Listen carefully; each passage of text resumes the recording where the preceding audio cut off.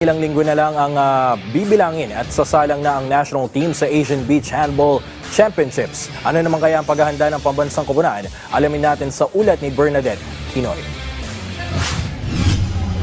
Puspuso ng paghahanda ng men's and women's national handball team para sa darating na Asian Beach Handball Championship sa susunod na buwan. Ayon kay handball team coach Jana Frankelli, importante ang laban nila sa Mayo dahil magsisilbi itong qualification para makapasok ng World Championships. Bukod pa ritong pagsasanay ng pambansang koponan sa indoor handball para sa paparating na Southeast Asian Games sa Disyembre. Every day on training, of course, except Sunday. And then we plan a training camp. But kasi na-move yung, importante kasi yung timing ng training.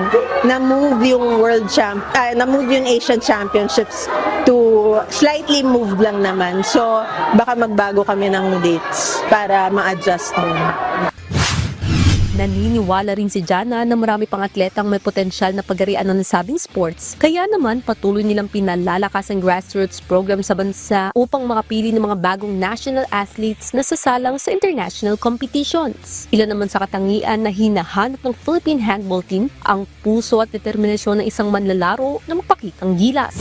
Open yung teams namin for anyone who would like to try the sport, and marami kami kasing talent transfer, meaning yung mga malalakas pa sila, former athletes na gusto pa rin maglaro for the country. So ino-open namin yung opportunity for that, and ngayon nag-umpisa kami ng mga grassroots program namin sa schools.